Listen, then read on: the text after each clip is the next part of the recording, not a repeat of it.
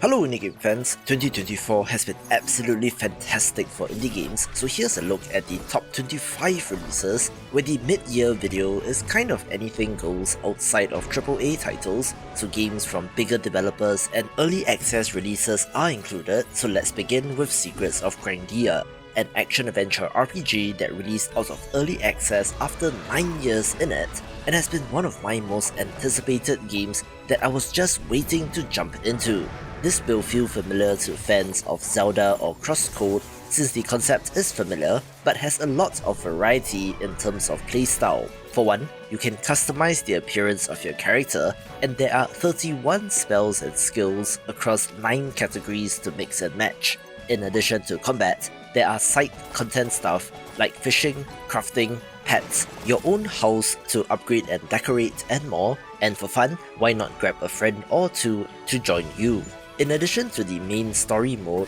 they did add an arcade mode which is a roguelite, where you only have one life, so it's kind of weird in structure, but more modes cannot hurt, I suppose, but the core experience here is great, so check it out.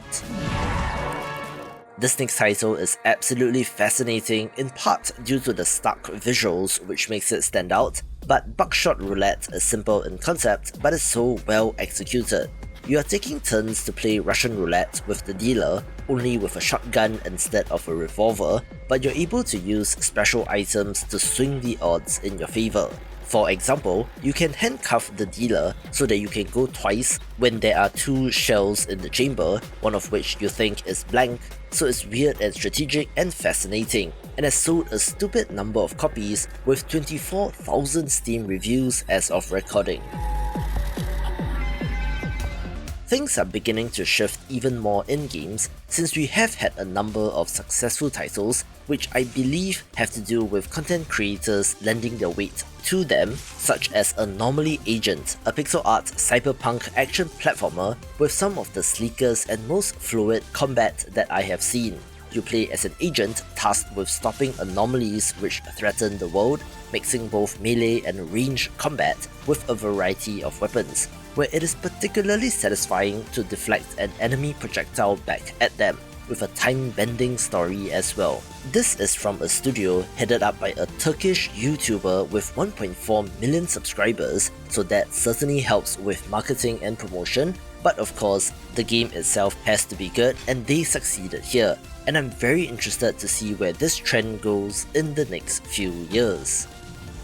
You might not be familiar with this title, but The Planet Crafter released out of early access in April and was already on trend with very impressive numbers, which has only grown since its 1.0 release. This is a survival crafting game in which you terraform an inhospitable planet, turning it from barren and red to lush and green, such that it becomes habitable for humanity. Right from the get-go, I realized that this had Subnautica vibes, and from what feedback I have seen, that is true, but it's also doing its own thing since it is more about terraforming, and has the distinction of having no combat or enemies, which is different. However, oxygen, hunger, and thirst need to be accounted for, and the game can be quite punishing, especially if you try to push the limits, which does kind of force you back to making the planet more hospitable, which I guess is the point. So if you love survival games, get this one, with the developer promising free updates and paid DLC content to the game post-launch.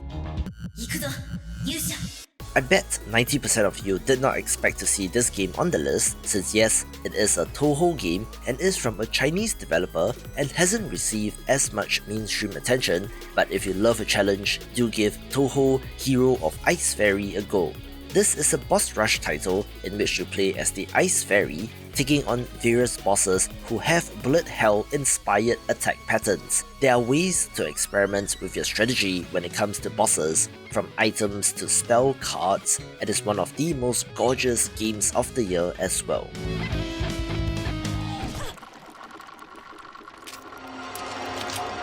I was so excited for this game ever since it was announced, and I'm happy to report that Cruel Country delivers, a survival horror title that sure looks like Resident Evil cross Final Fantasy VII in terms of art style, about our protagonist looking for the owner of a now abandoned theme park who went missing 2 years ago. Of course, the art style does the heavy lifting here, and the game is spooky but not overly scary, with some clever bits of writing and humour as well if you can believe it, such as the ability to move aside those velvet rope barricades to get past them as compared to the static environments from older games, and while not tremendously long or deep, is an enjoyable time.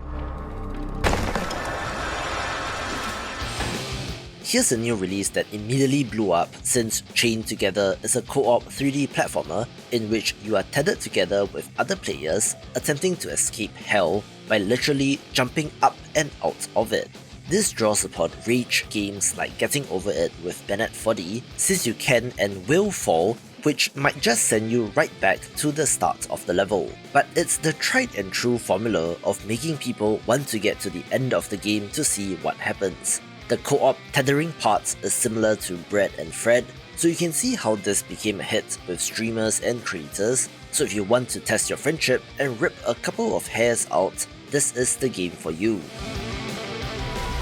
Another new release is Salako, an old-school first-person shooter that seems to have been in development forever but released in early access, although it does have a really substantial chunk with 30 maps and a replayable campaign that lasts for about 8 hours in its current state. You play as the protector of the titular underground facility, which has come under attack by invaders, so you need to kill them all, while also digging into the secrets and history of the place after humanity retreated underground after the fall of Earth. This is heavily inspired by First Encounter Assault Recon or Fear, a cult classic first-person shooter from 2005, but does its own thing in terms of combat and can be quite the challenge, where the enemy AI is impressive and you cannot play this like Doom or Call of Duty, but if you love the genre, I would highly encourage you to give this a go.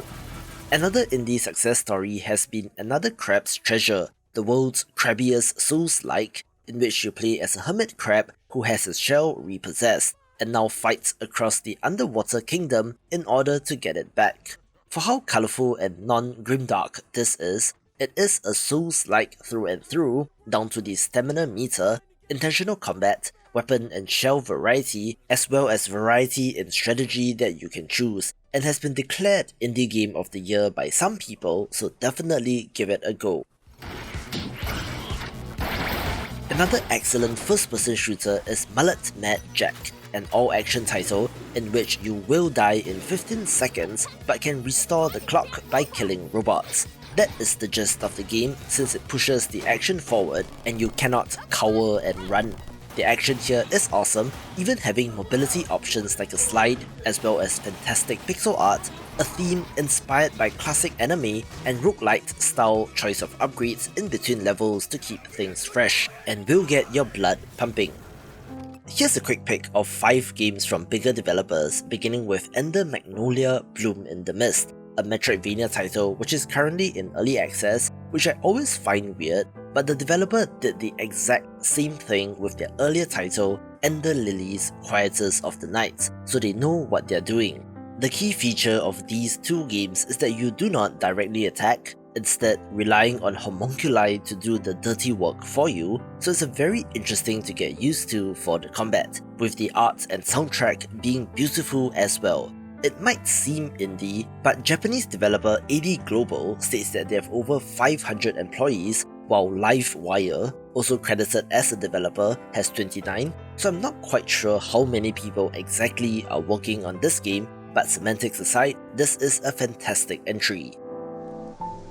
2024 has been the year of the survival crafting game, with a number of releases that have all sold a stupid number of copies, with the 1.0 release of Sons of the Forest being the title of interest here. This is the sequel to The Forest, whose success in the millions and millions of copies sold enabled this team to scale up, having the financial resources far beyond any normal indie team, which is why I have it here, and their financial muscle shows since they have had the talent and time to make the sequel excellent. You are sent to locate a missing billionaire on a remote island, and of course run into cannibals as in the first game, now having to gather resources, craft items, build shelters, and venture deep into the forest. And it's an excellent one of these, which is improved with friends as well.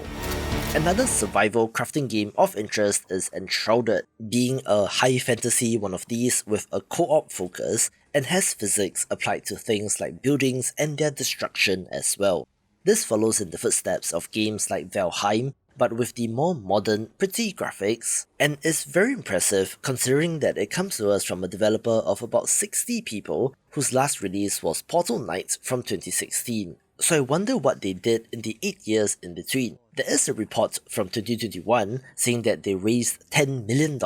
from Hero Capital and Tencent in a Series B round of funding, so this is not the traditional small indie team that you might think of, but the end product is great, so give it a look. And of course, the game that started off this whole survival crafting year of 2024 is Palworld, one that incorporated monster taming elements into the traditional survival game to great success, reaching millions and millions of players and even working with Xbox to get it on Game Pass for even more reach. Of course, success brought about controversy with accusations of plagiarism of Pokemon, the CEO's like for use of generative AI and more, so it's a bit controversial, and of course, the popularity resulted in a counter movement saying that it's not that good. However, personally, I really enjoyed it since monster taming games are my jam, and it's refreshing to have something outside of Pokemon and looks to get even better with the updates.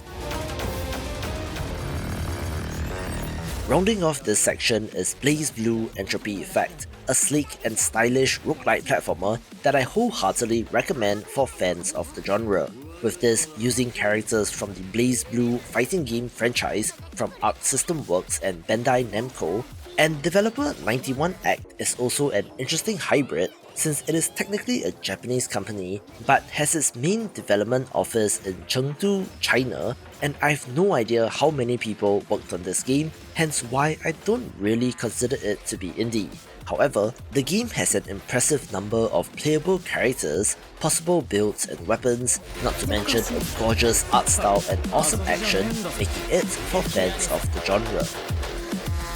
Here's an interesting title in Rabbit and Steel, a co-op bullet hell action roguelite that attempts to simulate a high-level MMO raid in which players must play their role and work together to defeat the boss, and I say mission accomplished. If you love MMOs but don't want to grind for the tens of hours to get to the good part, this game will allow you to jump right into the action, since you can start the game, create a lobby, choose a class, and then jump straight into the action. You need to be aware of projectiles, danger zones where the boss attack is landing in, your position as well as those of your allies, and so much more, all while the screen explodes in colours and lights, being rather intense as a good raid should be. However, even if you do not have friends to play with, this is playable and enjoyable solo and will be a game for you if you love a challenge.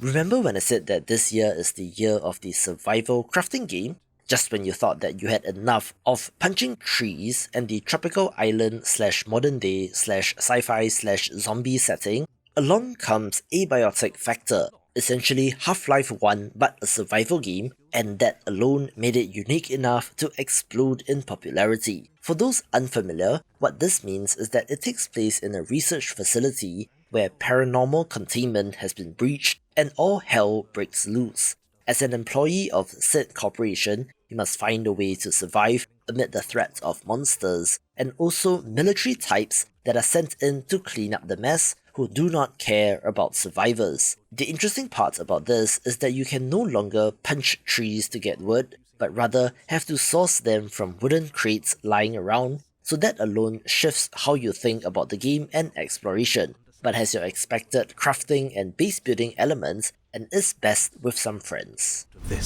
I love Diablo-style action RPGs, and if you're like me, I believe Last Epoch will be of interest. A game with the humblest of beginnings, but I'm considering shifting it to the bigger games section the next time I talk about it. But first, the game. This is, of course, an isometric hack-and-slash action RPG with character, class variety and plenty of loot, but has the gimmick of taking place across time and space, so it doesn't have any one set theme in terms of enemies or locations, and released out of early access after about 4 years. The 1.0 release is fun and has all that hack-and-slash action, and is worth a try if you love the genre and is at a very reasonable price. This studio literally started off from a Reddit post asking who wanted to make the next great ARPG, and somehow that worked, although they have grown to a substantial size and even sold a minority stake to Tencent, cue the booze, but again, the game itself is good, with promises for future content and updates. We cannot talk about the year in indie games 2024 without mentioning Manor Lords, a medieval city builder strategy game that was, at one time, one of the top 5 most wishlisted games on Steam, and that has translated into sales, with the last official confirmation being 2 million copies sold within 3 weeks of release, which is a very impressive number. It has complex economic and social simulations where you're doing city building stuff like producing resources, refining them and then distributing it to your people, but then comes along hazards and challenges like weather, as well as enemy forces that will kill your people and take your stuff. As a lord, you need to call the banners and master the troops to fight, with conscripted soldiers being your blacksmiths and farmers so that their deaths might just cripple your economy after the war. You can trade and have to manage diplomacy, as well as more fundamental stuff like managing your city layout for maximum efficiency while also taking into consideration the cost. There is controversy with this game since it started off as a solo developer and they are still using that in branding and marketing, but the credits roll for this game is something like 8 minutes long, so there are contractors and even a publisher involved, but again, semantics aside, is a no-brainer for fans of the genre even while in early access, and only looks to get better. Here's an awesome title that more people should play in Mini-Shoot Adventures, an action-adventure game with Metroidvania elements as well as bullet hell combat, in which you play as a living ship and have to fight your way through and save your friends. This is very Zelda-like in nature, down to having distinct dungeons to explore, with the ability unlocked for exploration and combat being really quite clever. The main sticking point I see with this game is the bullet hell element, since people may get scared off due to the perceived difficulty, and no matter how much I say that it's not that bad, people might not want to give this a shot, but if that is you, you can check out their free demo on Steam to get a feel for the game. I don't know how this developer managed to pull it off, but man, 9 Souls from Taiwanese developer Red Candle Games is excellent, and that is despite their previous games all being horror titles, and they have not made a platformer as a commercial release. But yes, this 2D Sekiro-like is awesome. It has a self-described Tao punk theme, which mixes in Eastern influences and mythology as our hero goes on a quest to slay the 9 souls, which is pretty much all the motivation that you need for a game like this. I thought that it would have more of a Souls-like feel since they cite Sekiro as its main inspiration, but there's no stamina meter here, although combat is very deliberate and you cannot just rush in or you will die, having to master the parry and deflection system to make the most of the game. This is the most common suggestion to those who are still desperately waiting for Silksong, so if that is you, give this a try. I'm a noted Heroes of Might and Magic enjoyer, so any indie developer making a spiritual successor gets my attention, and when Songs of Conquest was first revealed, it already captured my heart since the pixel art in this is gorgeous as well. For those unfamiliar, this is a turn-based strategy game in which your hero leads an army of units, exploring the overworld map and getting resources, which then switches to turn-based combat on a grid. You have a home base or castle to upgrade, where constructing creature dwellings allow you to recruit the units from there to add to your army, with a grander overall objective for each mission. This is strategic, and while a spiritual successor does enough to make it their own, especially with the Essence system, and will be a game that I'll be playing for years to come. Like Anomaly Agent mentioned earlier, the other most obvious candidate for creator-influenced success might just be Animal Well, although I'm not discounting the effort and work of this developer. But if you told me 3 years ago that an exploration Metroidvania with no combat would be one of the biggest releases of the year, I don't think I would have believed you. This is the first title signed by publisher Big Mode, headed up by YouTuber Video Game Donkey, and has managed to pierce into the mainstream instead of just being in our little indie game bubble, since, you know, this game is like Halo 2 meets Halo 3 and is unique, charming, and very interesting, with apparently secrets still yet to be uncovered and will be a community effort. You cannot talk about 2024 without mentioning Joker Poker itself in Balatro, which, for the record, was one of the titles workshopped for this game, which I thought was cool, of you playing poker hands to get enough points to beat the level, with modifiers from cards ramping up the score and can become very broken with a huge number, which is part of the fun, and has stolen way too many hours of my life this year. I'm a super giant mark, so big surprise, Hades 2 gets top billing, since yes, spoiler alert, Hades was my game of the year 2020 hands down, and whenever this game releases out of early access, it will probably be as well. Supergiant has really outdone themselves with this early access release, since this already has more content than Hades 1 1.0, which sounds silly to say but is true, and while there are recurring aspects, Malinois plays so different as compared to Zagreus that the game just feels different, so kudos to the team and death to Kronos. Watch this video for a look at upcoming games for the rest of the year.